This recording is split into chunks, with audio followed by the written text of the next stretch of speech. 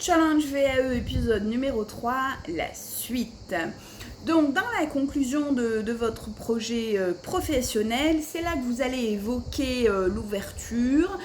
En gros, c'est à ce moment-là et en quelques lignes que vous allez évoquer ce que vous allez faire si vous obtenez ce diplôme par la voie de la VAE. Alors ne cherchez pas à épater le jury en leur disant ah oui, moi une fois diplômée, je vais changer de société, je vais changer la face du monde, je vais avoir un autre travail, je vais avoir d'autres collègues. C'est suspect quand on veut fuir. La VAE n'est pas un mode de fuite de l'entreprise.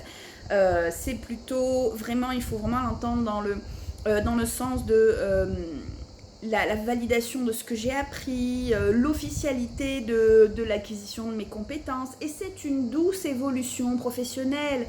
Vous avez, durant votre expérience, acquis des compétences un petit peu chaque jour, auprès de vos collègues, auprès de vos supérieurs, auprès même d'usagers qui ont évoqué, qui vous ont dit « mais dites, formulaire, machin truc ». Alors, vous avez fait bonne figure. Vous savez pas ce que c'est le fameux formulaire. Vous êtes allé chercher, vous avez posé des questions, vous avez compris, vous avez appris. Donc la VAE, c'est un long cheminement personnel et professionnel.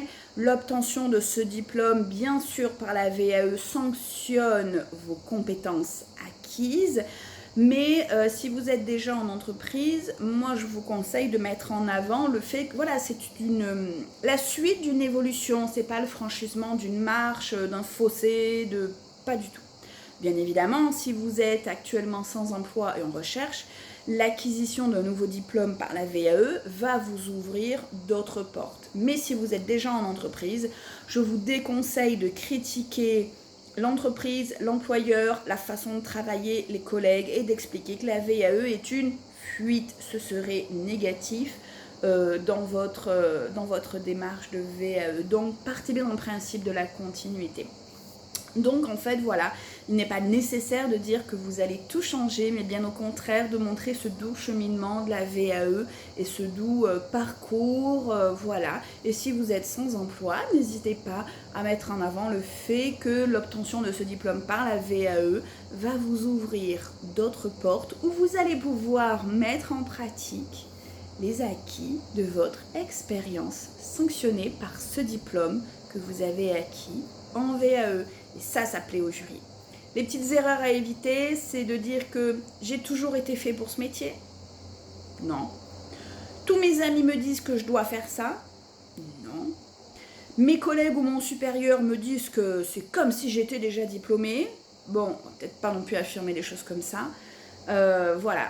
Ne vous contentez pas non plus de faire une explication détaillée du tableau précédent avec vos différents lieux d'emploi. On l'a lu dans le tableau, pas la peine de nous dire j'ai travaillé 2 ans ici, j'ai travaillé 3 ans là, j'ai travaillé 2 ans, 3 ans, 6 mois, 1 an. Ça on l'a lu dans le tableau.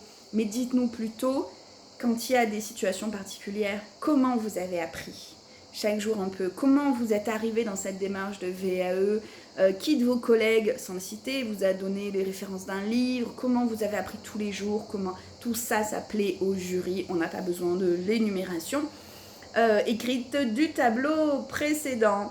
Donc voilà, donc je vais vous laisser pour cet épisode peaufiner votre projet professionnel et ensuite on va aborder les modules. Allez, à très bientôt!